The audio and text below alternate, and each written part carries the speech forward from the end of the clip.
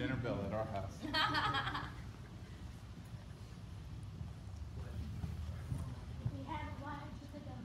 How many have you eaten already? I saw him eat two. The donut holes, those are pretty good. I ate one. Don't tell anybody. You can give me a hug. Oh, it was a nice man at the donut shop? Awesome. Why was he nice?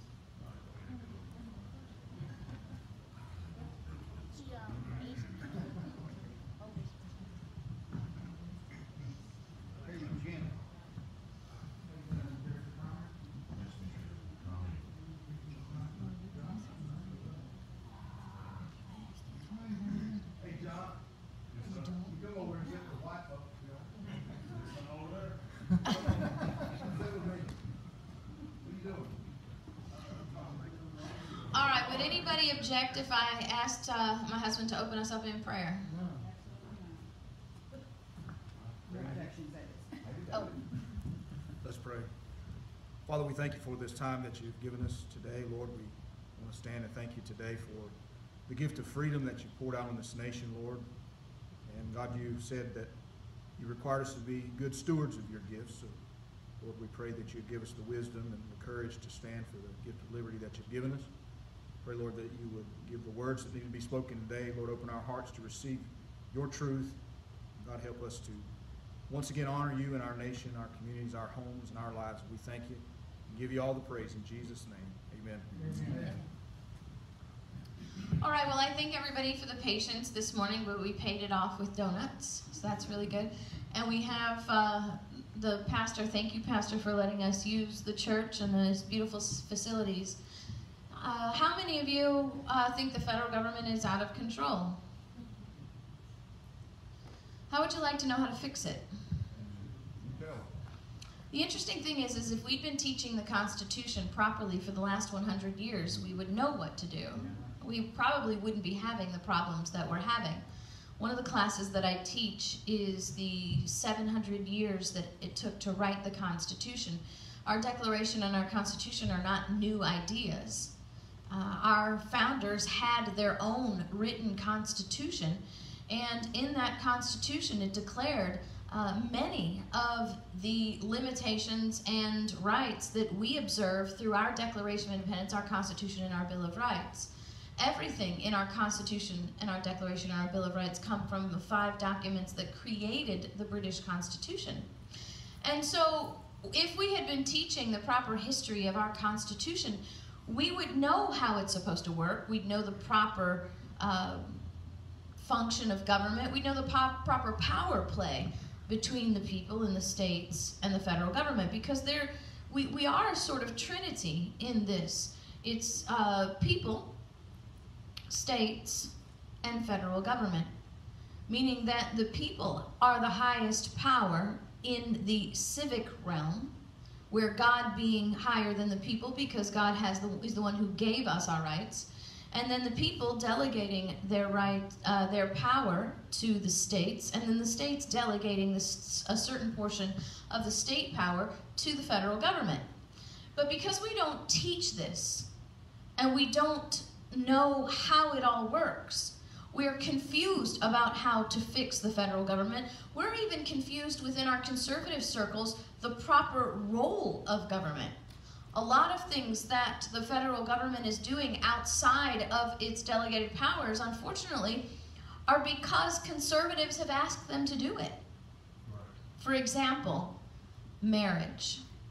I mean, we're very unhappy with the Supreme Court opinion on marriage. We're very unhappy with what the federal government is saying about marriage. The problem is that it's the conservative groups that begged the federal government to take up marriage in the first place. But it is not a federally delegated power. The federal government has no authority over marriage, so we asked it to do it, and now are we happy with the results? No. I mean, so that's the whole reason why our framers created a limited federal government, because they had learned through centuries of experience the things that government should and should not be doing in order, as the Constitution says, to preserve the blessings of liberty to ourselves and our posterity. We, like the conservatives, quite often like the federal government to enforce drug laws.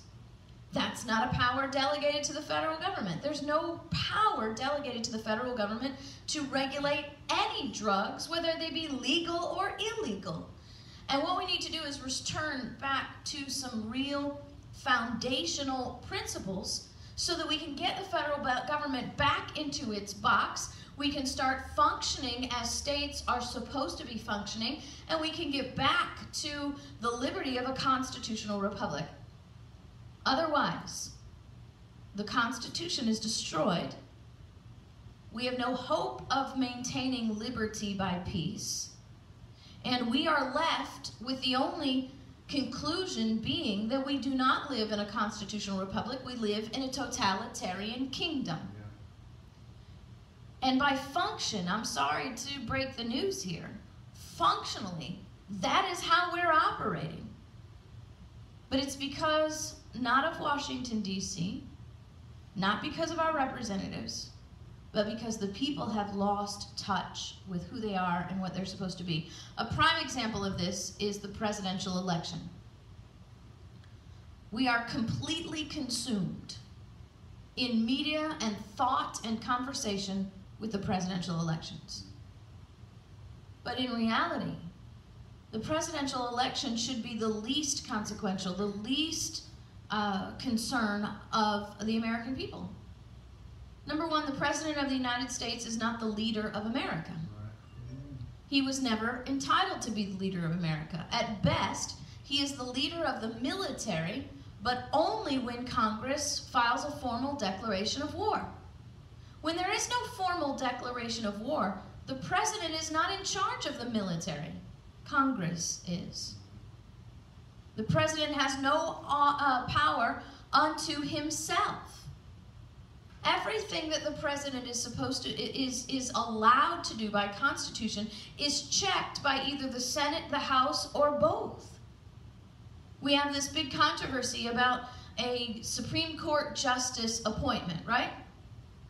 And we have the Senate holding their breath and turning blue, and we will not play, and we're not going to have a hearing, and it's our choice, whatever.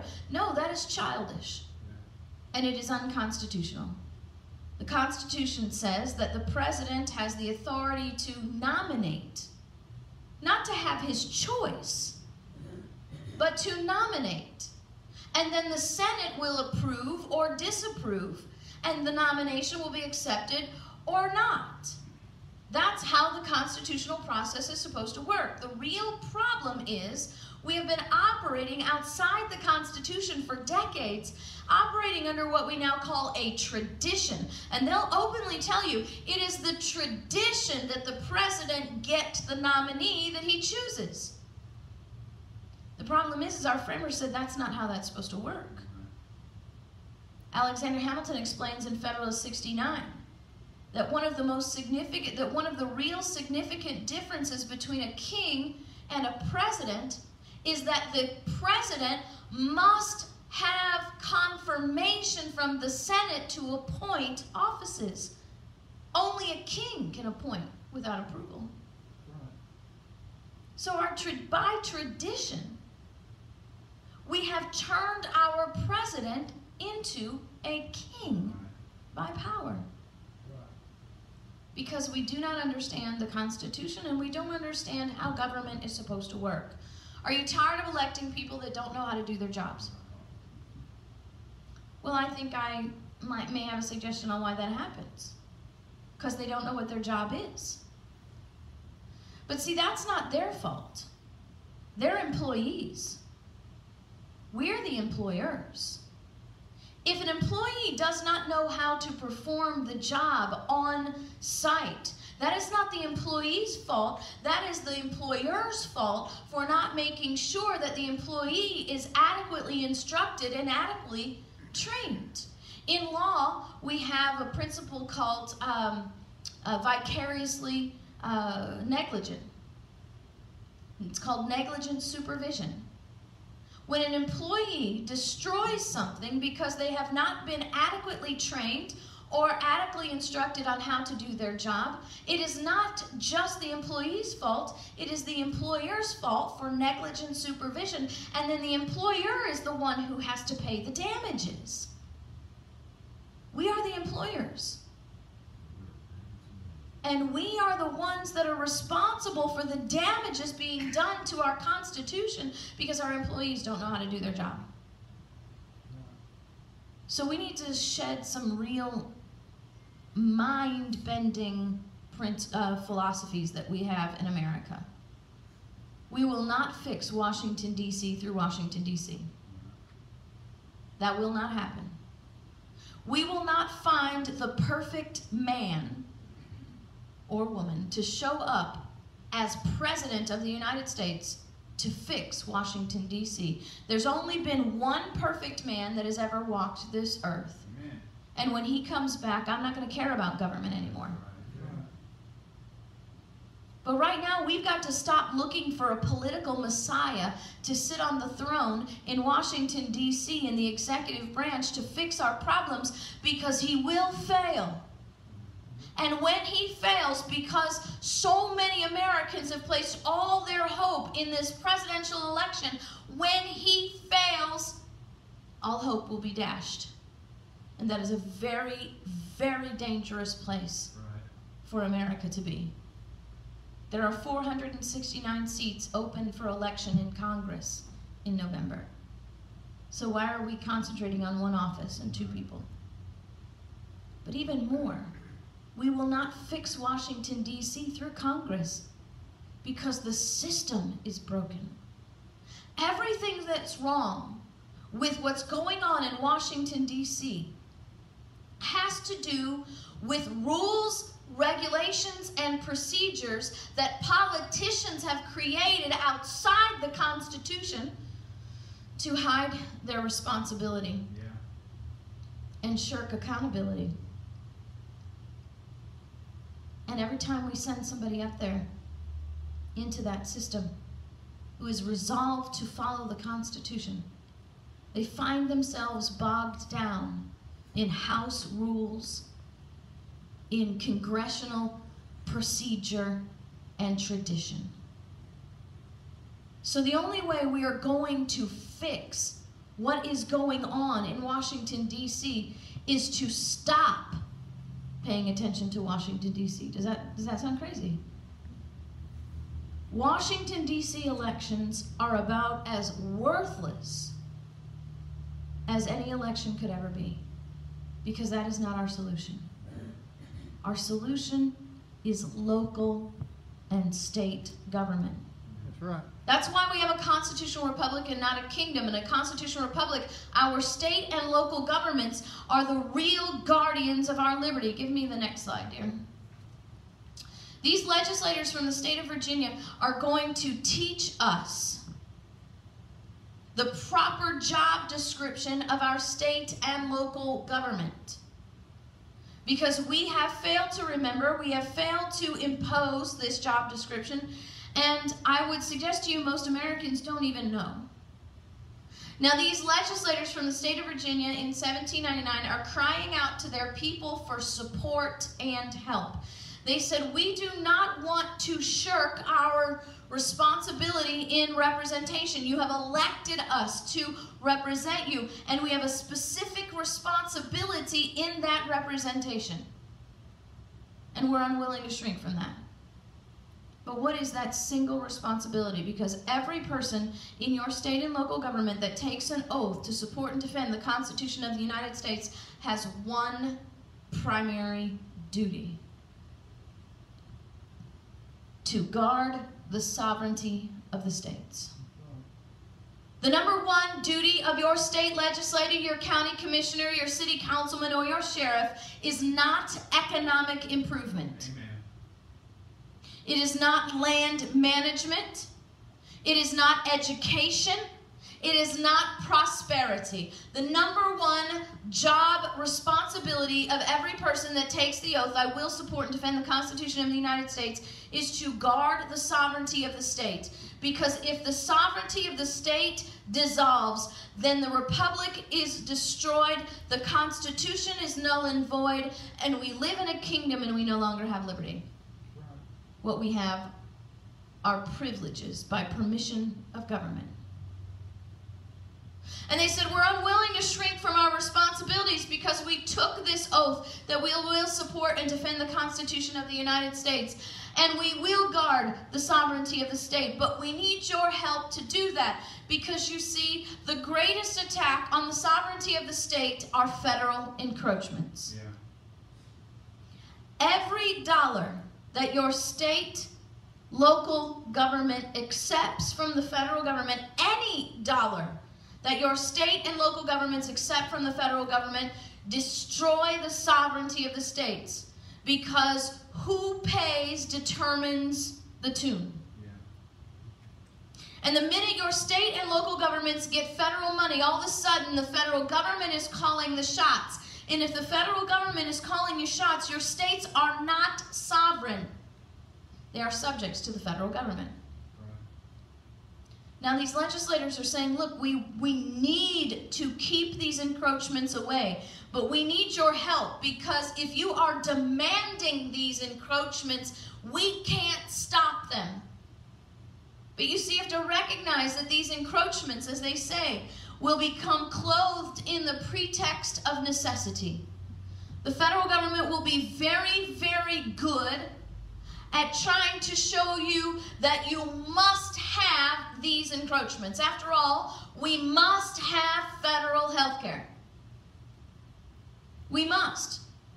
Because if we do not have federal health care, we're all going to die.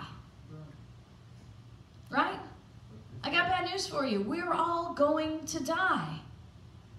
Federal health care just allows the federal government to decide who, when, where, and how you die. Yeah. It is not health care.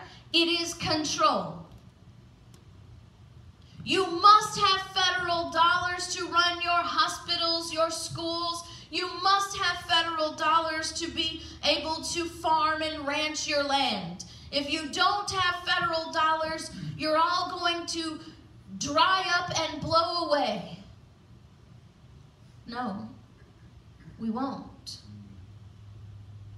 Because in the areas where they have refused the federal dollars, they have found out they're actually more prosperous, more successful than when they do not. He said not only will they be closed in the pretext of necessity, but they'll also be disguised by the arguments of expediency. Because you know we have to pass the bill so we can read the bill, right? Can I mention to you that this was 1799, not 2016? Isn't it all still sounding familiar and relevant? Why? Because guess what? What did Solomon say? There is nothing new under the sun. Human nature never changes. And we always end up making the same mistakes over and over again. That's why 1799 looks exactly like today, because human nature never changes, and the responses to government and the solutions to government are exactly the same as they were back then. It is just as relevant today as it was back then. So now we know what they're supposed to be doing. Give me the next slide, dear. We need to start establishing some foundational building blocks. And our first foundational building block comes from understanding the chronology of the formation of the states and the federal government. So which came first, the states or the federal government? The states. I mean, that's obvious, isn't it? But if we knew that here, we wouldn't even have the federal government that we have. Because by natural law and by the laws of primacy, we would know who has more power than the other, just by knowing that the states came first. So let's look at this from a perspective of how did we get our states and when did the federal government come about. We are often taught that that our states were formed at the signing of the Declaration of Independence on July 4th, 1776. That is not true. Our states were actually created on July 2nd, 1776, with the ratification of the Lee Resolution. The Lee Resolution was a three-step process to declaring independence from Great Britain, proposed by a representative from the state of Virginia by the name of Richard Henry Lee, which is why it's called the Lee Resolution. And on July 2nd, 1776, the Lee Resolution, this three-step process declaring independence, was brought to the Continental Congress floor. It was debated, voted, and ratified into law. The creation of our states was a legally binding congressional act, just as legally binding as anything that our Congress does today that is constitutional. It was not a rogue act by a bunch of seditionists who didn't want to pay their fair share of taxes. So they got together one day after sitting in the pub and discussing it and signed the Declaration of Independence. That is not how we formed our states. However, that is how we are now teaching our children that we formed the states. Why? Because if you teach the children that our states were formed by a bunch of anarchists who didn't want to pay their taxes, that sort of undermines the whole process, doesn't it?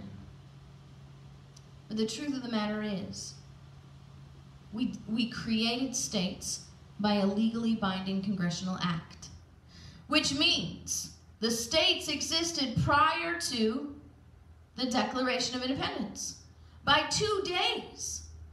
And that is a big difference when you understand the history of it. As a matter of fact, July 2nd was such an important day to our framers. John Adams would write home to his wife Abigail on July 3rd and say, July 2nd will be an epic day where Americans will celebrate their independence forever. And then we published and declared on July 4th. Now, this is a very important thing to recognize. How many of you have read the Declaration of Independence lately? All right, so let's recall upon your memory of what you read. Is there any mention of the federal government in the Declaration of Independence? No. The only governments that they are talking about are the states. So that means right now all we have are states. Now you remember from your history lesson or your civic lesson that this Constitution is not the first Constitution of America. Our first Constitution was the Articles of Confederation. Click Megan there. Thanks. Now the Articles of Confederation created our first central government. But it created a government with inadequate instruction. And what was happening is the federal government was doing things in an improper way because they didn't know how to do their job. We were creating treaties with foreign companies that were inequitable. We had one state getting all the benefit of these treaties and another state footing the entire bill. So the state who was paying the fees and getting no benefit was refusing to comply with the treaty, which made the foreign country mad at us for breaking our agreement, and then the state who was going to get all the booty was also mad too. So we were on the verge of a war between the states and on the verge on a war with foreign countries because of these treaties and because the federal government didn't know how to do its job. Not only that, the federal government didn't even have the authority to make the congressmen show up to work. Now, we have to come back in convention because this is not working. We've just formed a union and it's already about to dissolve. Now, I think maybe part of the problem is that we're fighting a war at the same time, too. And so they come together in convention and they form the Constitution. Now, the Constitution is called the More Perfect Union. Why? Because it was supposed to be more perfect than the Articles of Confederation. Now here's the thing, when they got into convention, they realized we cannot amend the Articles of Confederation. They intended to amend them, But now they realize they're going to have to replace them. So at the moment that we dissolve the Articles of Confederation to replace it with the Constitution, at the point that the federal government, or that the Articles of Confederation are dissolved, do we have a federal government anymore? No, because its its legal creation is gone, so it's gone. So before we create the Constitution and we've dissolved the Articles of Confederation, what are the only governments that exist? The states, right. Very good. So now we understand that the Constitution comes and then we get the federal government. Look at this timeline. Look at all the time where the states are the only consistently existing governments before we finally get to the ratification of the Constitution, which gives us our federal government. So now we understand how the states came about. Let's understand once again, what is a state? Next slide, please. This is the last paragraph to the Declaration of Independence, which is, by the way, taken from the first clause of the Lee Resolution. It says, "We therefore, the representatives of the United States of America." Now, we have to be very careful. I don't know, how many of you are aware that there is an effort to change our founding documents, rewrite them? Now, they're not going in and changing the words exactly, per se. But what they're doing is making small grammatical changes that change the meaning of the text. There's a good way to know, a simple way to have a good check on whether you have a historically accurate Declaration of Independence or not. And I think it's a good test on whether you have a historically accurate Constitution or not as well, because most of our pocket constitutions carry the Constitution and the Declaration of Independence. And this is a really big deal, because you'll notice here, there's a pointer up there with a laser on it. Can I have that? Because that helps me a lot. Yes. Laser. Thank you. All right, so you'll notice here it says, how did I turn that on before?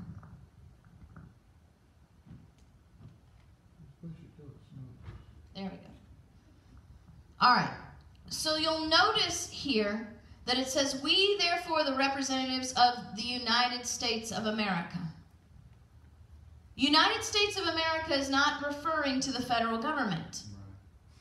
Because you see, this U is not capitalized. So this is not a proper noun of United States of America.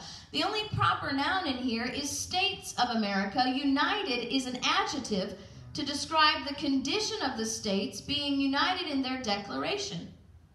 But we have declarations of independence that are being published today with this U being capitalized to try to assert that the Declaration of Independence also referred to the federal government.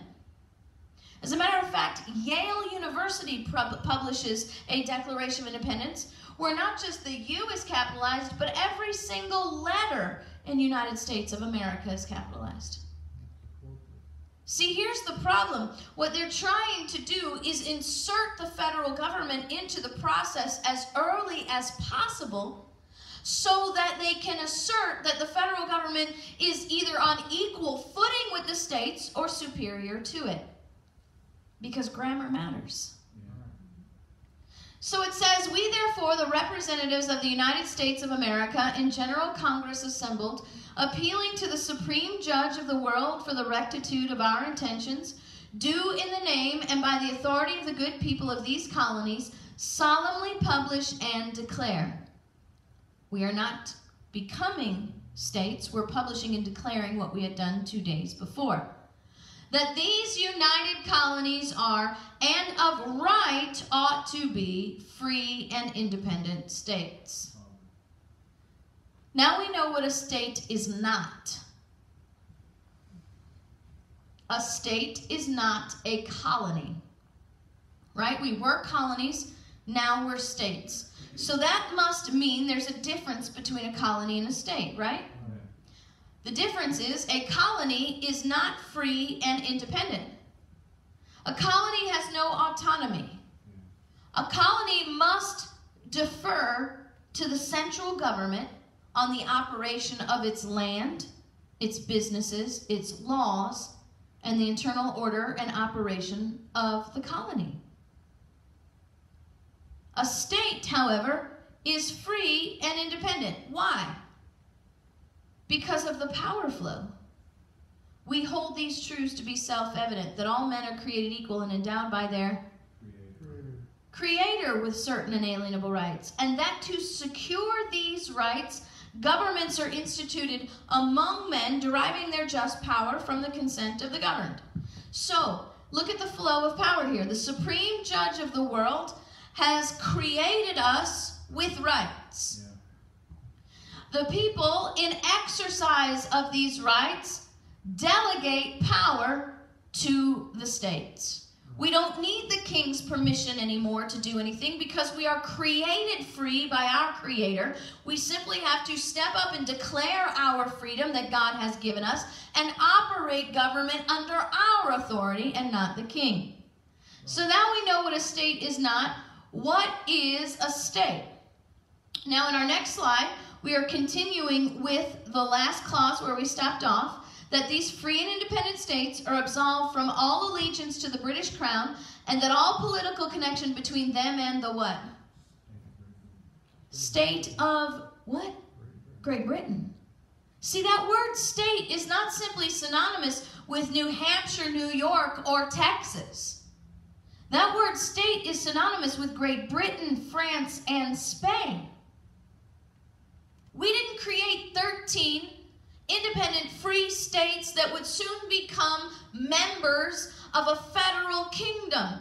We created 13 independent sovereign governments that were created as independent and free as Great Britain, France, and Spain. Each state in its independent status carried the same power as every other independent government on the planet.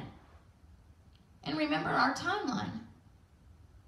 Over 11 years our states existed like this before the federal government ever appeared. So now that we know that the states are exactly like a country, we can find out just what that really means. It says that these free and independent states ought to be totally dissolved, and that as free and independent states they have. And we're about to see the power that all the states carry. Now, they are not only free, but they are also what? Independent. That means each state carries this power individually of their own ownership and accord. All right, click again. Full power to levy war, conclude peace, contract alliances, establish commerce, and do all other acts and things which independent states like Great Britain, France, and Spain may of right do. This is the power that Texas holds. This is the power that Florida holds. This is the power that New Hampshire holds, because this is how they were created. Somebody will try to convince you that this doesn't apply to Texas because you are not part of the first 13. That is not historically accurate. That is not politically accurate. That is not even legally accurate. Because we have a legal doctrine, a constitutional doctrine called the equal footing doctrine, which says that every state that enters the Union enters on the same footing as the first 13. And here's that big fat footprint. Someone will also try to tell you, well, that may have been how Texas existed when it was created, but when you entered the Union, you surrendered portions of your power. That is not true. As a matter of fact, the Constitution declares that not to be true. The Constitution says the powers not delegated to the federal government are reserved to the states respectively or to the people. Is that word delegate synonymous with surrender? No, it is not. Well, now you know more than the Supreme Court of the United States. Because I have read Supreme Court opinions where justices have said that the states surrendered portions of their power. How ridiculous that is. That means when we joined the Union, we were no longer sovereign. We are now colonies in a federal kingdom. How many of you heard of a sovereign country by the name of Germany? Right? Some of you don't know Germany. Didn't Germany join the European Union? So let's all go over to Germany and hold a town hall meeting and explain to the German people and their German chancellor that they are no longer sovereign because they joined the European Union. How are the Germans going to take that little bit of news? So why do Texans accept it? If it's utterly ridiculous, I'm looking at you shaking your heads and the looks on your faces, you know that it's utterly ridiculous that Germans would never accept that they are not a sovereign country, but Texans do, Floridians do. I mean, as a whole, otherwise we'd be occupied. We would be acting completely different, and we wouldn't have governors that were constantly kowtowing to the federal government and bowing to their every whim.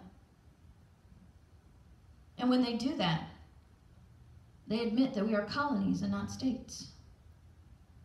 So now we know how our states came about and what they are. We need to talk about what is the Constitution. The Constitution is a contract. It is a legally binding contract. It is written in form and function just like a contract. And as a matter of fact, our framers call it a compact. Now, a compact is a specific type of contract. A contract is usually an agreement between people, sovereign people. Now, in order to be sovereign in the eyes of the law, you have to be over the age of 18 or over, right? So can your 15-year-old make a legally binding contract? No, because your 15-year-old is not sovereign in the eyes of the law. If your 15-year-old makes a contract, is it legally binding? Because they're not sovereign. But a compact is an agreement between sovereign governments. And that's what our Constitution is. That's what our framers call it, a compact.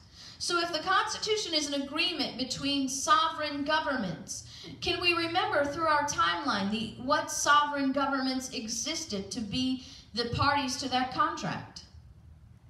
What were the only sovereign governments that existed prior to the creation of the federal government? The states. Every contract has parties to the contract. These are the people or the governments that sat down and negotiated the terms. They agreed on the terms. They applied the meanings of the terms. And they're the ones that signed the contract into legally binding status. Once the contract is signed into legally binding status, we have the product created, whatever it was, the terms of the contract. Next slide, dear. Oh, you're already there. Hold on. So what we need to understand is the nature of the Constitution is that the states are the creators of the contract, right? Now, somebody's going to try to tell you that the Constitution is an agreement between the people and the federal government. That is not true. And you can show that by just one simple fact. Was the Constitution ratified by popular vote? No. How was the Constitution ratified? By 3/4 of the states. Well, that tells you the fact that it was signed into law by the states proves that the parties to the contract are the states. Somebody will try to tell you that the Constitution is an agreement between the states and the federal government. That is a temporal impossibility. Because you see, the federal government didn't exist until the Constitution was ratified, right? Which means that the federal government is the product of the contract. You cannot be a party to the contract when you are the product of the contract. You can't sign the contract if you don't exist until it is signed. So that means that the states are the creators of the contract, which also means, click me again, please. The states are the creators of the central government. If they created the contract that created the central government, then the states are the creators of the central government. They enumerated its specific powers. They created a limited central government, and then they did the most important thing they could have done, reserved all other powers to themselves. Remember, the 10th Amendment reads, the powers not delegated to the federal government are reserved to the states, respectively, or to the people. So if it's not been delegated specifically through the Constitution, it is specifically reserved to the states. So what power went where? This is a document we call Federalist Paper 45, written by James Madison. We call him the father of the Constitution, and it tells us what power went where. The powers delegated by the proposed Constitution to the federal government are few and defined. We put them in a box. It's no wavy lines, no gray areas. They are few and defined. He says the powers which are to remain in the state governments are numerous and indefinite. Now, he's not going to let us guess or the Supreme Court define what power went where. He's going to tell us. He says the powers delegated to the federal government will be exercised principally on external objects. That's the way our framers referred to foreign affairs. And then he tells us exactly what those powers are: war, peace, negotiation, and foreign commerce. Didn't we see those powers somewhere else before? War, peace, negotiation, commerce. Click us again, please. You'll have to click. Oh, never mind. Okay. We saw that where? When it was delegated to the states through the Lee Resolution, right? As declared in the Declaration of Independence. That these independent states have full power to levy war, conclude peace, contract alliances, establish commerce, and do all other acts and things which independent states may of right do. Well, now we know that that power is coming from the states to the federal government. The people created the states, delegating this power to the states. Then the states delegated a certain power, war, peace, negotiation, foreign commerce, to the federal government. Do you know what that tells us? Something very, very powerful. If you look up that word delegate in the dictionary, it means a temporary transfer of authority from a higher power to a lower power. The higher power, God, created us with our rights. And then we became the higher power people who created the states. The states then became the higher power government over the federal government, their creation. And we now understand, because power is delegated, that the states are the bosses of the federal government. Now, there's no power just floating around in the ether waiting for somebody to pick it up. Jim Madison explains that the powers that are reserved to the several states will extend to all the objects, nothing else, all the objects which in the ordinary course of affairs concerns the lives, liberties, properties of the people, internal order, improvement, and prosperity of the states. If it's not war, peace, negotiation, or foreign commerce, it is a power that is reserved to the states. Is healthcare war, peace, negotiation, or foreign commerce? I think so. Nope, but it is the lives of the people, right? Is the EPA, the Bureau of Land Management, the Federal Forestry Service, the Department of Interior, are those war, peace, negotiation, or foreign commerce? No, but they are the liberties, the properties, the internal order, improvement, and prosperity of the state, aren't they? Is the Department of Homeland Security war, peace, negotiation, or foreign commerce? No. It is the internal order of the state. The same with the FBI. All of these agencies are unconstitutional because they are exercising a power that has not been delegated, but even worse, they are exercising a power that has been reserved to the states. Right. So now we know what power goes where, who owns what, and who's the boss. Let's now look at a little bit of history. Patrick Henry says, "I have but one lamp by which my feet are guided, and that's the lamp of experience. I know no way to judge the future but by the past." Thomas Jefferson is explaining to us how we should handle this undelegated power. Why? Because they lived it. They understood it. He says, whenever the general government assumes undelegated powers, its acts are unauthoritative, void, and of no force. Because they've never had the legal authority to exercise that power. Tell me, what is your name? Terry. Terry. For this analogy, we are going to pretend that I have just stolen Terry's car. Okay? If I have stolen Terry's car, do I have the authority to drive it? No. If I don't have the authority to drive it, do I have the authority to sell it? No. If I sell Terry's car, is the sale legally binding? No, because I never had authority over the car. Therefore, any power I exercise over that car is void and of no force. So if the federal government is stealing power from the states, do they have the authority to wield that power? No. And any power they exercise over the power reserved to the states is void and of no force because they have no legal authority over it. Does Terry have to sue me to get his car back? No. He simply has to provide the title deed to the car to the local officials. Then they have to give him his car back. He's proved ownership. Do the states have to sue the federal government to get their power back? Absolutely not. It's not only unnecessary, it is dangerous.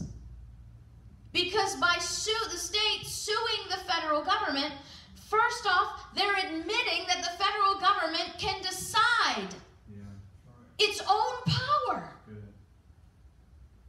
But not only that, the states suing the federal government would be like Terry suing me for stealing his car. Terry's going to come to my house and knock on my door and say, "KrisAnne, I am going to sue you for stealing my car." And then we go to court and Terry finds out that the judge and the jury are my family members. How's that going to work out for Terry? Well, how's it going to work out for the states when we realize the states are suing the federal courts, the federal government where? In federal courts. With judges who are appointed by whom? The federal government. If it's not going to work out good for Terry, how's it going to work out any better for the states? Because we don't have to sue. That is not the option. What we need to do is understand the Constitution, how it works, and the remedies there are when the federal government refuses to follow the law. Isn't that what the Constitution is? The supreme law of the land? Which means if they're using a power that's not been delegated to them, they are breaking the law. Now, history gives us another lesson. Give me a little, next slide, please. This is not our first run with the federal government out of control. As a matter of fact, it started very, very early.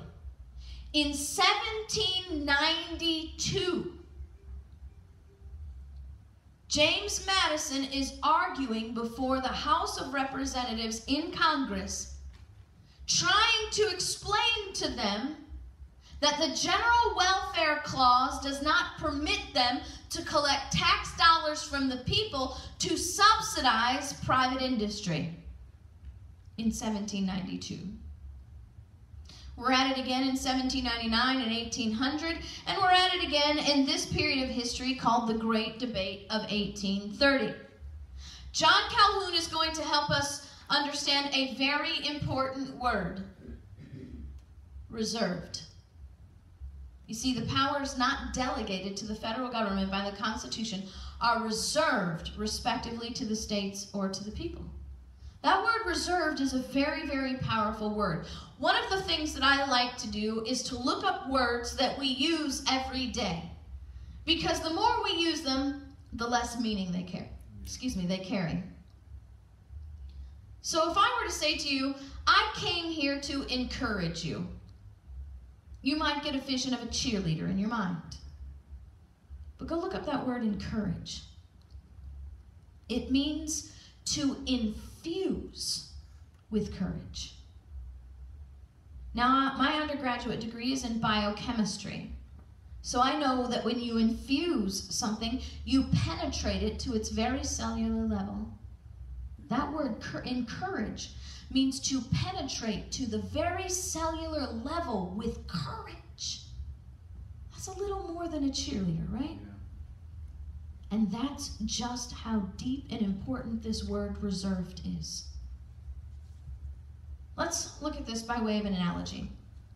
Let's pretend this chair has a sign on it that says reserved to KrisAnne Hall. Okay? It's reserved to me. If this chair says reserved to KrisAnne Hall and someone else sits in this chair, what do I have the right to do? Kick them out, right? But if the chair says reserved to KrisAnne Hall and I don't have the right to kick somebody out, is that chair really reserved? No, it's not. And that's what Calhoun is saying. He says, the doctrine which denies the states the right of their protecting their reserved powers. Why? Because the word reserved means to exercise dominion over something to the exclusion of everybody else. It's ownership. Ownership. And he says, if you do not let the states to exercise dominion over their power to the exclusion of everybody else, what you're really admitting is that it is the federal government who has the right to determine finally and exclusively the limits of its own power. And if the federal government can tell the states what it can and cannot do, are the states sovereign? No. They are now colonies again. He says this doctrine of letting the federal government determine exclusively and finally the powers delegated to it is incompatible with the sovereignty of the states, because if the states just have to go along, they are not sovereign. But now we're going to connect some dots we laid before. What kind of document is the Constitution? It's a compact. A compact is an agreement between who? Sovereign governments, right? So if the states are not sovereign, is the contract a legally binding document? No. That's why he says that it is also incompatible with the Constitution itself. Because if the states are not sovereign, they cannot create a legally binding contract. The Constitution is broken as a fraudulent document. The federal government only exists by its own power and its own will. And that's not a constitutional republic. That's a totalitarian kingdom. And that's why those legislators said in Virginia that the sovereignty of the state was how we preserve the Constitution. Now, the purpose of the Constitution, as stated in the preamble, is to preserve the blessings of liberty to ourselves and our posterity. If the Constitution is destroyed, the Union is destroyed, and we are now a totalitarian kingdom, liberty is also gone. And that is why sovereignty is the key to keeping liberty. Next slide. So what do we do? James Madison gives us the solution. The solution is in the exercise of the constitutional republic. He says, in case of deliberate, palpable, and dangerous exercise of other powers not granted, who? The states have a right. Why do they have the right to step between you and the federal government? Because the power is what? Reserved. The power is reserved to them, so they have the right to seclude and exclude everybody else from doing that. But as Emerald says, Madison kicks it up a notch here. He says not only do they have the right, they are duty bound to interpose. Why do they have a duty? Because we hold these truths to be self-evident, that all men are created equal and endowed by their Creator with certain inalienable rights, and that to secure these rights, governments are instituted among men, deriving their just power from the consent of the governed. The only purpose for the creation of the states was to secure our rights. That's why they have a duty. They have a fiduciary duty to the people to perform the only function for the reason of their creation. They were created for the sole purpose of securing our rights. So they have a duty to do that. How do they do that? They interpose. What that means is they step up between you and the federal government when the federal government is trying to exercise power that's not been delegated. Because whenever the federal government exercises power that has not been delegated, they are breaking the supreme law of the land. They are acting lawlessly. They are destroying the Constitution and the sovereignty of the states. They're thrusting us into a totalitarian kingdom where the states are nothing but colonies and the people are nothing but subjects. They have a duty to stand up and say no. Because here's the point. You will, at some point, stand up and say no. And if it's just you on your front porch stepping up and saying no, fighting the federal government, who's going to win? Federal government. That's how kingdoms work. That's why kingdoms are tyrannical, because it's just you fighting the big government.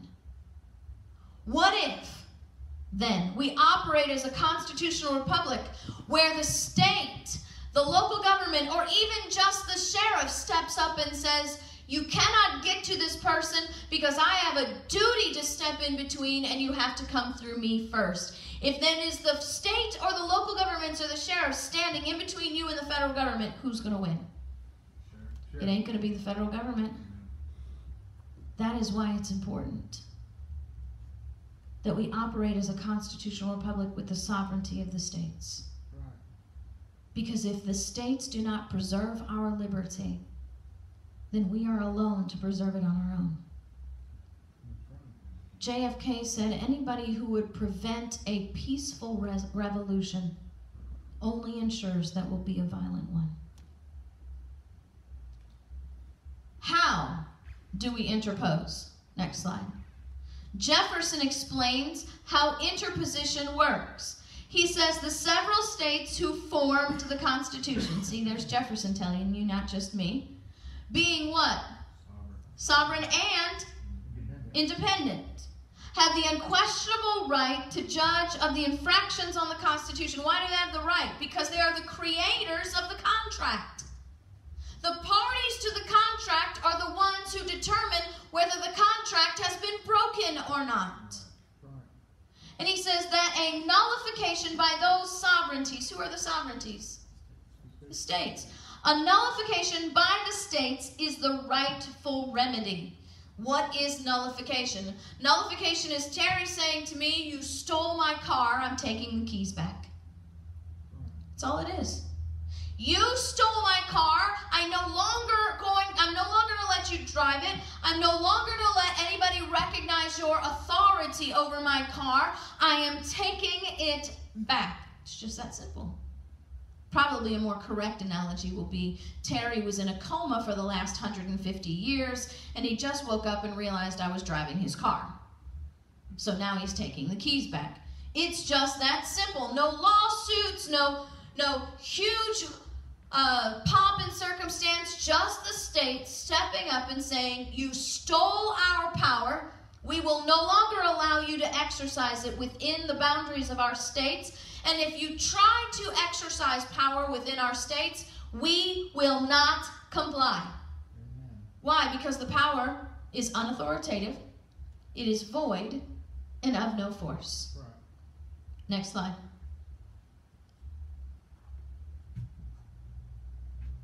Problem is, nullification has become such a dirty word. There are people in our society that I call federal supremacists.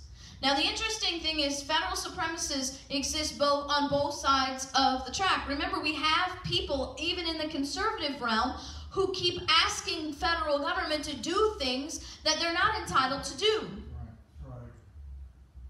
And there are people in the conservative realm who like government power just as people on the liberal side. And they hate nullification. Because nullification is the limiting of the federal government. It is the enforcement of the Constitution, supreme law of the land, and it is the proper operation of our constitutional republic. And so they'll give you all these excuses why nullification can't, won't, or should not work. Next slide.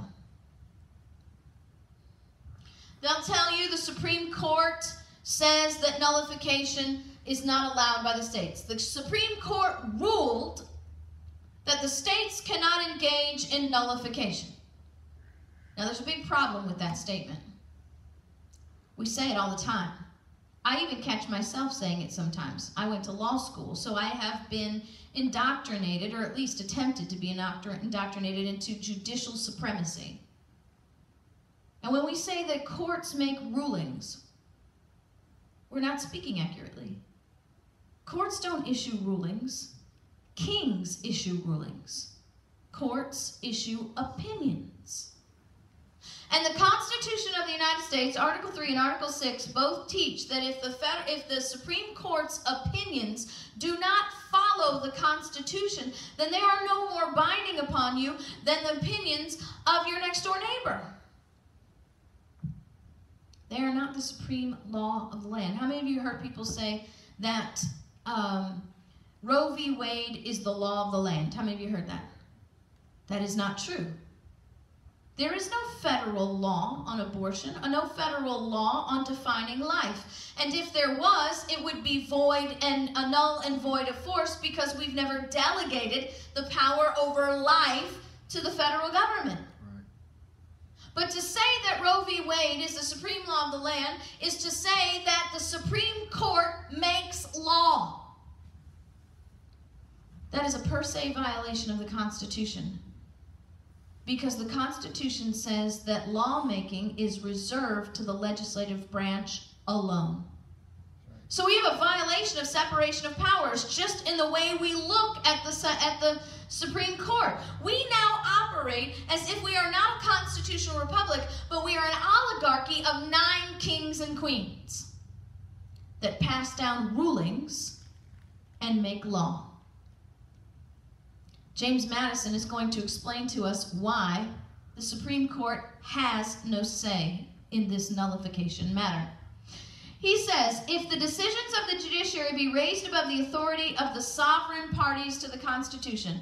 Who are the sovereign parties to the Constitution? States.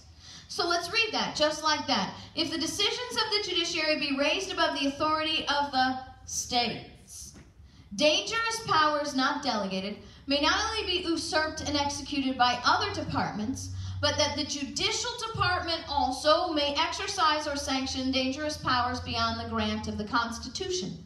Consequently, the ultimate right of the parties to the Constitution, which are the ultimate right of the states to judge whether that, there's that word, compact has been dangerously violated, must extend to violations by one delegated authority as well as by another, by the judiciary as well as by the executive or the legislative. Madison is reminding us of some very important things. The states created the Constitution. The states created the federal government.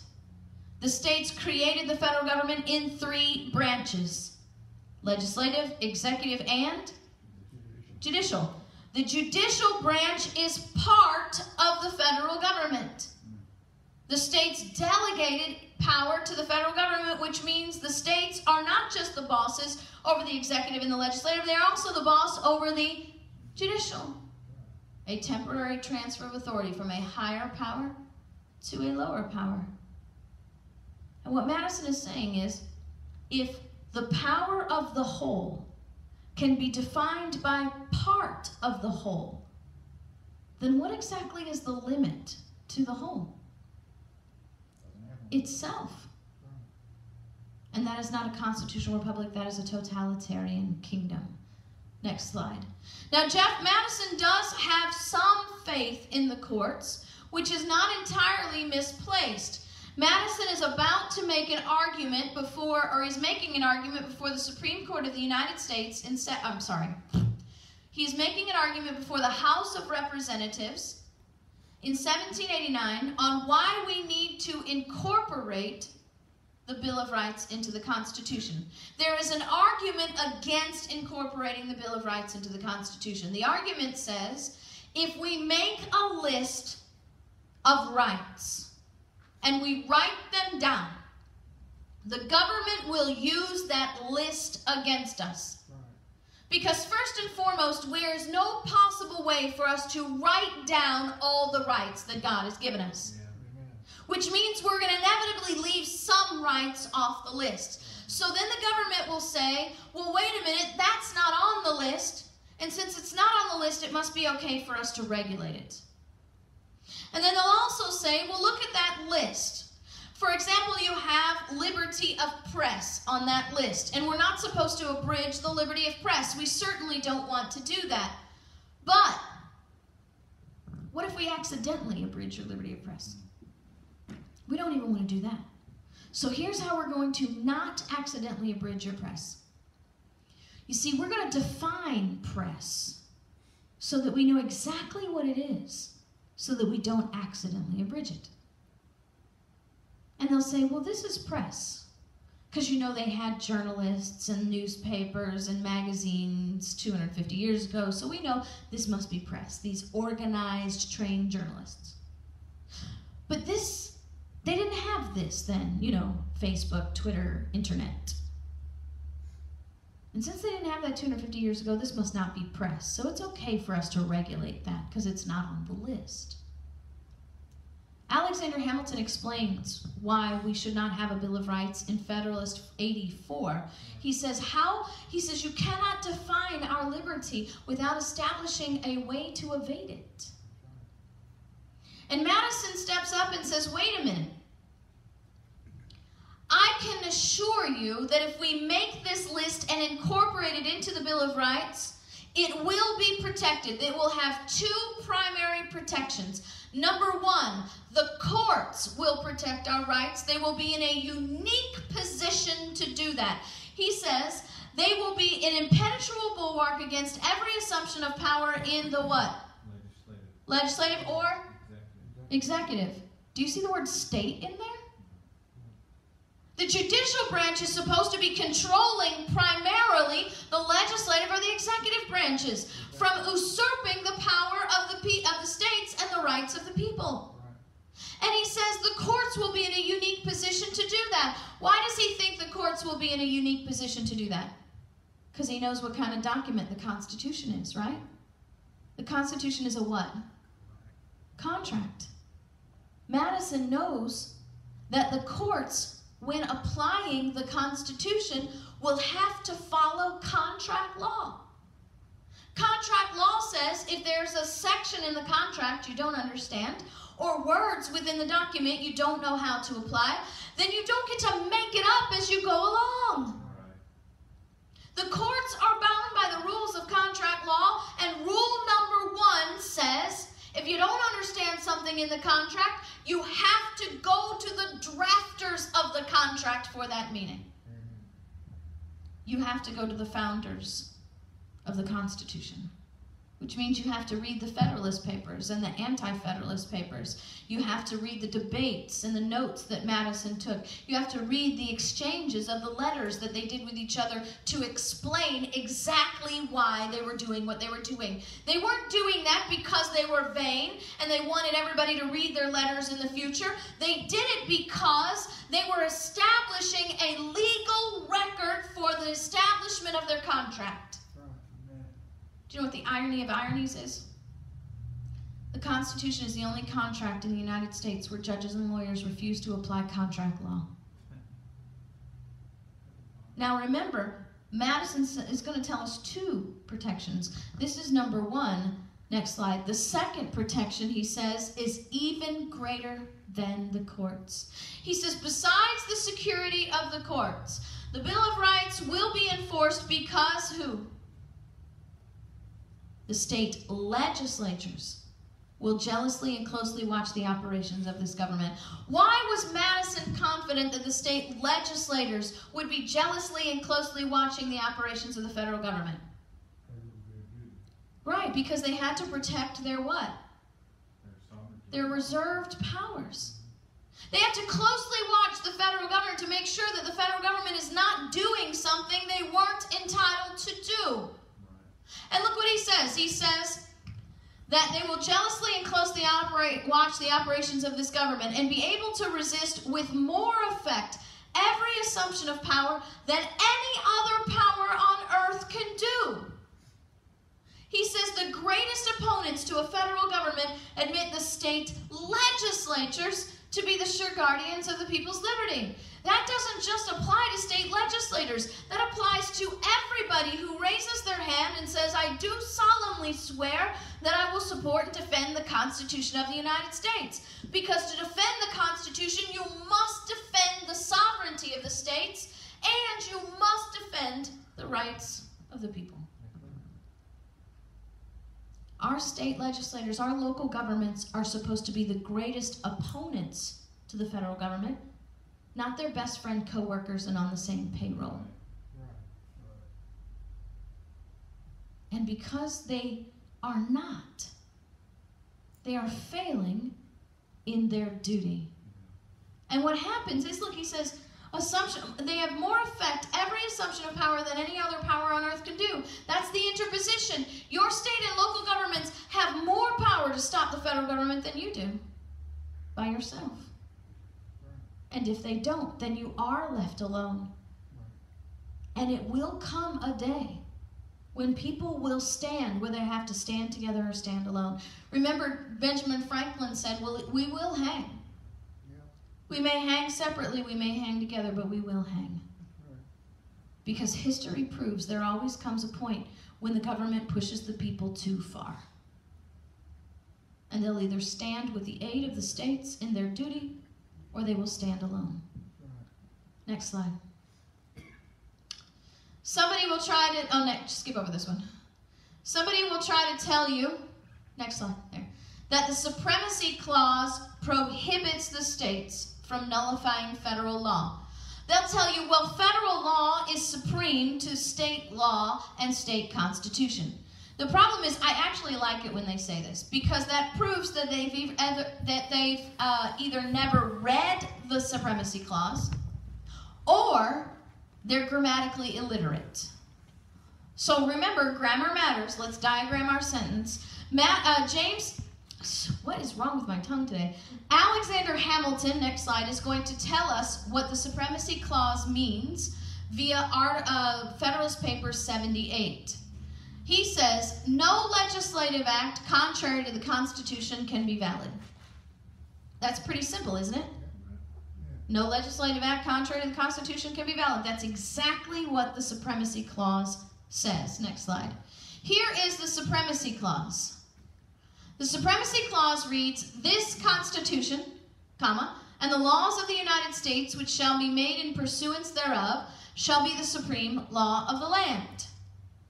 Do you know that I read all over the place on law school websites that say the Supremacy Clause says this Constitution and the laws of the United States shall be the supreme law of the land? They intentionally misrepresent this document. Why? Because when the states have power over the federal government, when we can easily and simply decide which laws are valid and not, we strip unlawful power from the federal government and we destroy the federal supremacist power. Because that's not what this says. It says the Constitution is the supreme law of the land. But it says the laws made by the federal government are only the supreme law of the land when they are made in pursuance to the Constitution. The Constitution is the supreme law, period. Nothing else is above it.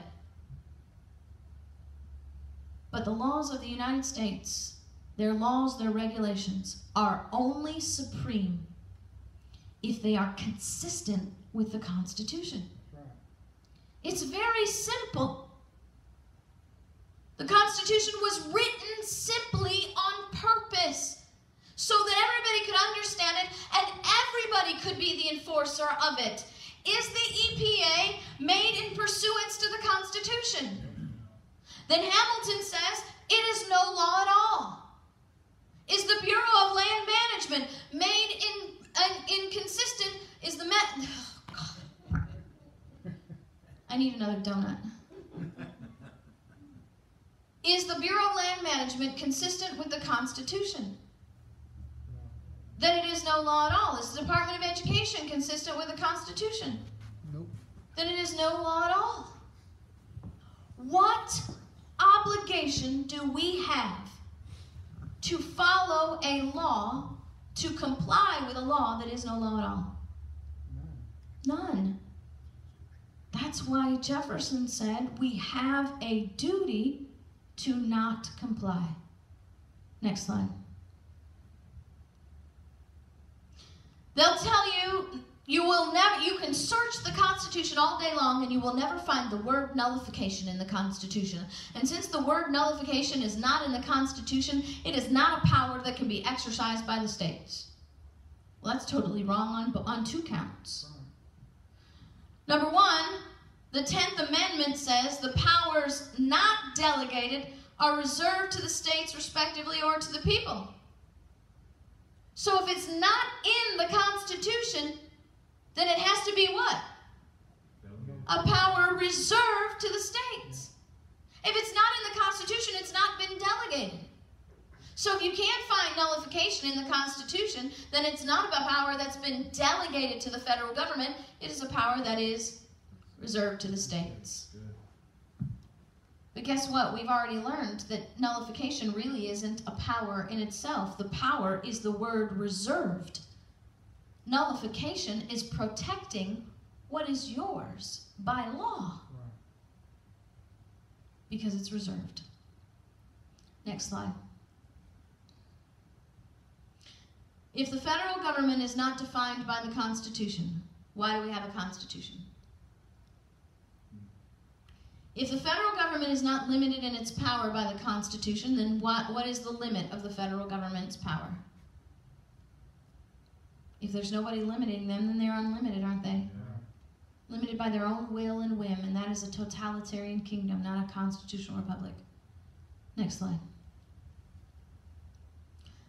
The real control of the federal government are the states. Someone will try to tell you that nullification is not allowed because we cannot have states just willy-nilly not following federal laws.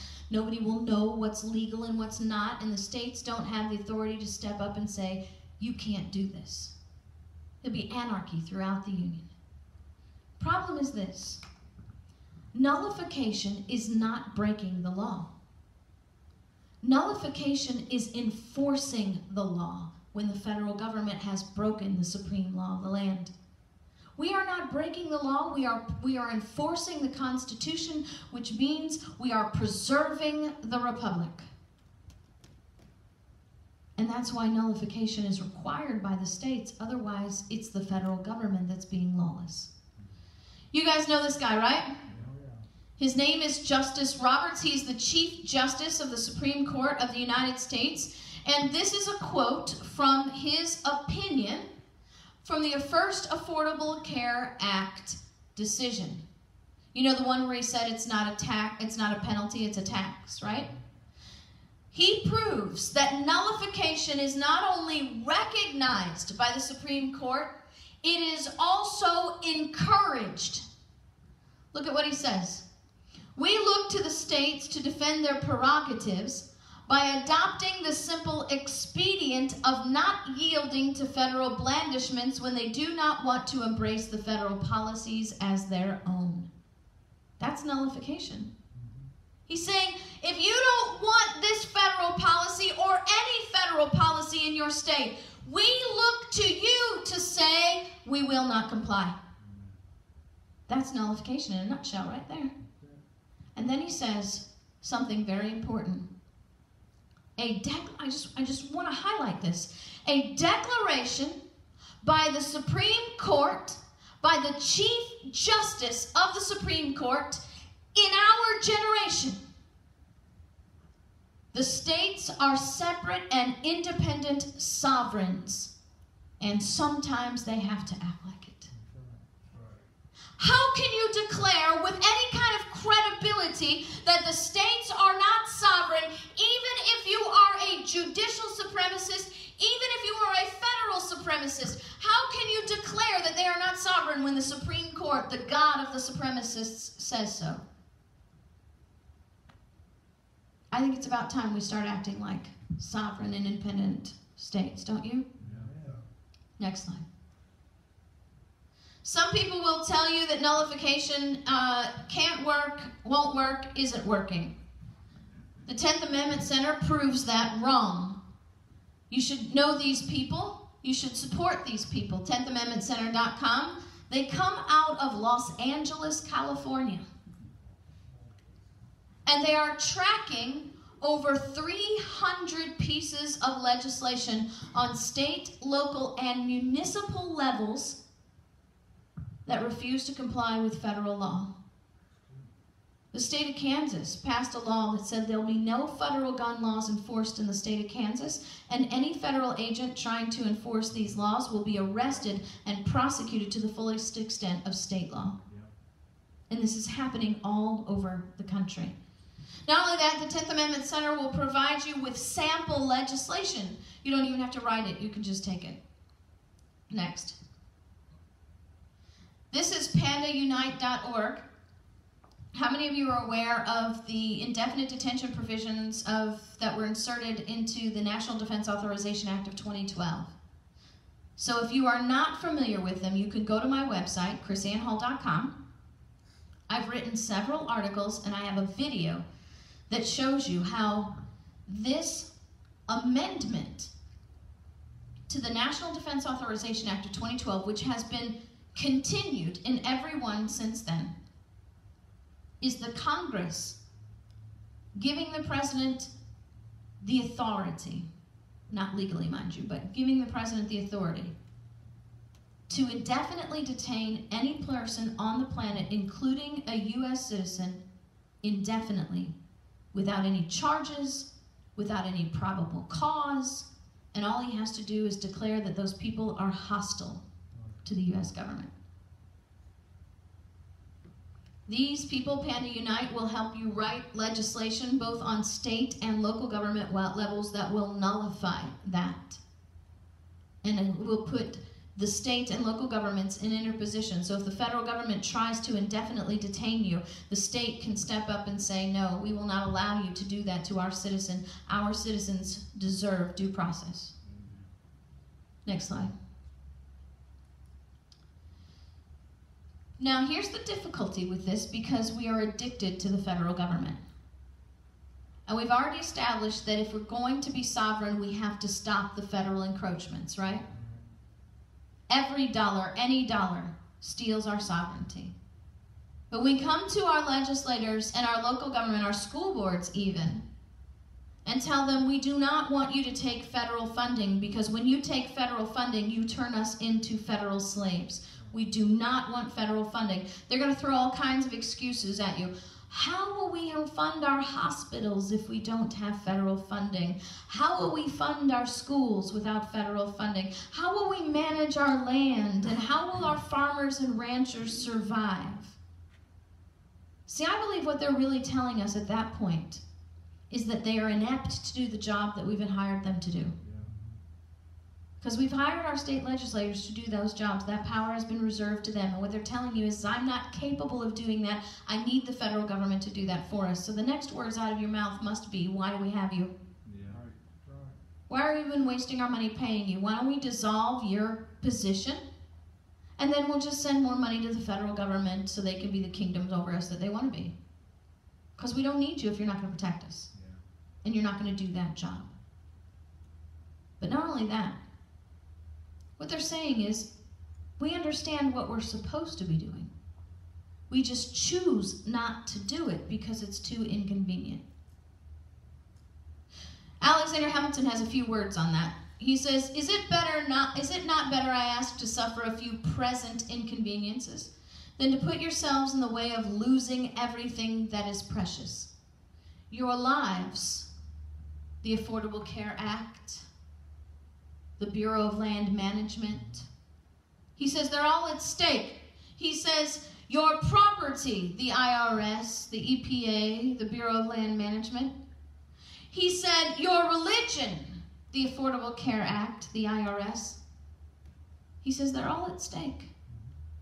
He says, I do my duty. I warn you of your danger. If you should still be so mad as to bring destruction upon yourselves, if you should deny and neglect what you owe to God as the author of our rights.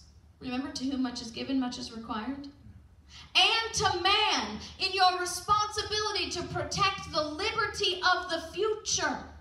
See, that's what our real responsibility is, to preserve the blessings of liberty to our posterity. And when we allow our liberty to be consumed by government, it's not our liberty that is lost. It is the liberty of future generations who cannot fight to keep it. Right. And he says that. He says you cannot plead ignorance in your excuse. Your consciences will reproach you for your folly, and your children's children will curse you. Next slide. Because here's the really big question. Because here's the problem in America. We have become so addicted to our personal comforts that we are nearly unwilling to stand for our rights. And it's our children who will pay for that. So think about this from this day forward. What do you want your legacy to be? Because right now, we're failing miserably our future generations. We have become a people that are completely comfortable with unlimited government regulation. From the milk and the cereal that we eat in the morning to the beds and the sheets that we sleep in at night. Even now, the air that we breathe, the federal government claims ownership over. But not only that, we're about to raise a generation of people who are completely comfortable with unlimited government surveillance. And if the government can read your emails and listen to your phone conversations, can take pictures of you in your car and store all that stuff up wherever you go for indefinite periods of time to use them for whatever they want, do you have freedom of speech? No. And neither will our children. My favorite founding mother said, we will stand against tyranny today because our children will bow tomorrow if we do not. Next slide. The lesson that I've just taught you today is from my book, Sovereign Duty. This is the end of a 2-week tour here in Texas. So I don't have many things left, but what I have left are available to you. This book was written because this man, Curtis Oda, a representative from the House of Representatives in Utah, contacted me and said, KrisAnne, I want you to come and teach our legislators their constitutional role and duty. So that's why this course was developed, and from this course I developed the book. And so the book not only has the pieces of this puzzle that I put together for you, but also has a chapter on the constitutional sheriff. It has a chapter on the, are you going to bring me one? Thank you, dear. We have a chapter on Article 5 conventions. We have a chapter on nullification. And this book is available to you. How many? We have 2 copies left. Is that what it is? Yeah, we have 2 copies left of that book that is available to you today. If you cannot get that book, go to the next slide, dear. You can go to my website and order the book on the website, and we will ship it to you. Also, I have a 5-hour workshop that I teach on Saturdays, where I teach that 700 years of the Constitution. You heard the 700 years, right? You've been to the workshop, and you've heard the 700 years. Do you, in your opinion, does that 700 years of history prove the relevance of our Constitution today? Do you think that if we had been teaching that 700 years for the last generations, we would have the federal government that we have today? That's right. No way. This DVD set teaches that 700 years of history. But not only that, it walks through the Bill of Rights, 1 through 10, shows you where our Bill of Rights came from in over 700 years, what they mean, how they're supposed to be applied, and what we're doing wrong. You realize we're doing this wrong now, right? And then it'll show you what to do right. There are 3 DVDs, nearly 6 hours of training on this. And now if you want me to come back and teach this workshop, I'd be more than happy to do that, but I book for these workshops a year in advance, which is why we have the DVD set, because I don't care if you take this DVD set and conduct classes in your church or conduct classes with your small groups, your homeschools, or whatever. That's what this is for. So that we can duplicate this lesson far and wide. How many of you can think of at least 3 people who should have been listening to this lesson today? I've got all those books and DVDs. No, I didn't get one of those. Thanks. Books and DVDs as well. We are not teaching our children the relevancy and the history of our Constitution either in our schools. As a matter of fact, we have been homeschooling my son pretty much his whole life. In short periods, he was in private Christian school. My husband was the administrator of a Christian school and also a high school Christian school teacher. We have searched and searched curriculums. There is not a single curriculum out there, public or private, that teaches what is supposed to be taught on the history of our Constitution. That's right. And so that's why I have these books. These books are for our young people, teaches the history of our Constitution, and has chapters on founders and framers that they don't get to hear about anywhere else. The blue book is what we call the baby book. It's for non-readers. So it's a read-to-me book. You read the book. Each chapter has a poem in it that if the child memorizes the poem, then they've learned what they need to learn in the chapter. And it's not difficult. I have parents all over the country that contact me and say, my 3 and 4-year-olds have memorized all the poems in your book. They love it. The purple book is for independent readers. Anybody out there an independent reader? It's written on a high school, middle school level, but we have lots of adults, don't we, dear, that buy this book because the history comes in small chunks.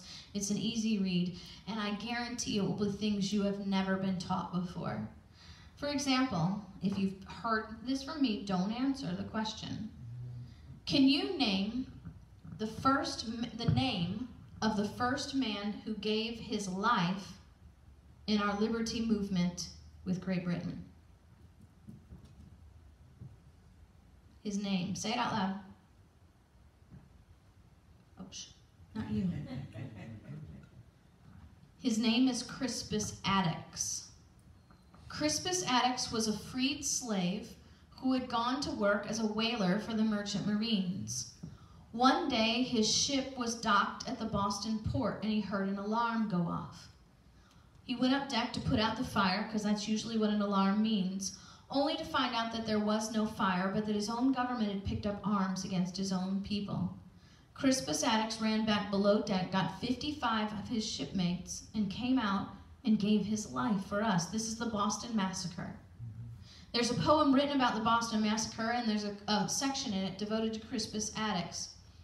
It says, "Honor to Crispus Attucks, who was leader and voice that day, the first to defy and the first to die, with maverick car and gray. Call it riot or revolution, his hand first clenched at the crown. His feet were the first in perilous place to pull the king's flag down. His breast was the first one rent apart, that liberty's stream might flow. For our freedom now and forever, his head was first laid low. Call it riot or revolution, or mob or crowd as you may. Such deaths have been seed of nations. Such lives shall be honored for aye." The Boston Globe wrote a story about Crispus Attucks funeral procession said it was the most attended funeral procession they had ever seen. Over 10,000 people came out to honor Crispus Attucks for the sacrifice of his life for our liberty. And we don't even know his name.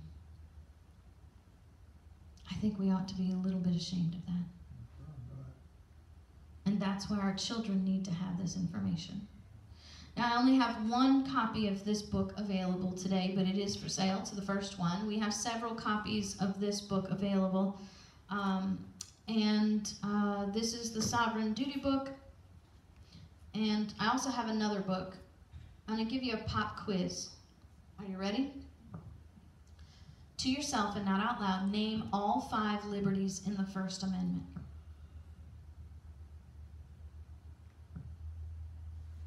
We have a Supreme Court justice in Florida who took a poll, found out that only 2% of the people polled could name all 5 liberties. If you don't know what your rights are, how do you know they're not already gone? Well, this book I call Constitutional Activism 101. How to use the liberties of the First Amendment to broadcast, preserve, and exercise the liberties embodied in the First Amendment. And so these are the resources that we have available to you today. And anything that we have that you don't, or anything that we don't have, you can get it on the website. Also, I do want to mention to you that I have a radio show. Anybody here listening to my radio show? Oops, my books are sliding. Okay, so all you have to do is go to my website. All the archives are on the website. You can listen to it over the internet. If you have an Android phone or an iPhone, you can go to your app store and search my name, KrisAnne space Hall. You will see the Liberty First logo, and you'll be able to download my mobile app to your phone for free. And you'll be able to listen to the radio shows. They're only 38 minutes and 27 seconds long. And what I do is I take the things that you see in the news and explain them from a constitutional perspective, just like we taught today, using the framers themselves and the proper application of our Constitution. I also have a bunch of articles on the website. I have videos. I have a YouTube channel. I have done lots of things to empower you to become educated and stand for liberty. Jefferson said, if a nation wishes to exist ignorant and free, it wishes for what never was and never will be. Samuel Adams said, no people will tamely surrender their liberties nor be easily subdued when knowledge is diffused and virtue is preserved. He said, but on the contrary, when a people are universally ignorant and debauched in their manners, they will sink underneath their own weight without the aid of foreign invaders. I think our children deserve better than what we're giving them. Amen. And that will only come through education. So I do want to thank you for setting this meeting up. I want to thank the pastor for opening up his church. I want you to realize that this is a blessing to be in the church. We have churches across the country who refuse to allow us to teach the Constitution in the churches. They have determined them to be political and controversial, and they don't want to lose their 501c3 because we are teaching the Constitution, the supreme law of the land. We need to have some pastors like this one across the country who are willing to teach the whole truth. Amen. And they fear God more than they fear men. So what we're going to do now is stretch a little bit, take a little short break, go get another donut, refill your coffee, and in 5 minutes my husband will come back and teach. KrisAnne, I listen to the app all the time. I was with the TV show. I can't. Oh yeah, the TV show is a little bit different. I'm going to teach how the Baptists and a Baptist preacher started the American Revolution, so you don't want to miss that. Come back. Okay, so here we go. I also have a television show I forgot to mention. It's broadcast on the Christian Television Network, but it is limited in its availability. So if it's not broadcast here locally, then if you go to the website, it'll give you a link that you can watch the television show as it live streams. So you have to live stream through CTN. We are working on putting it on the YouTube channel, so the archives will be available at some point. But right now, you still have to stream through CTN.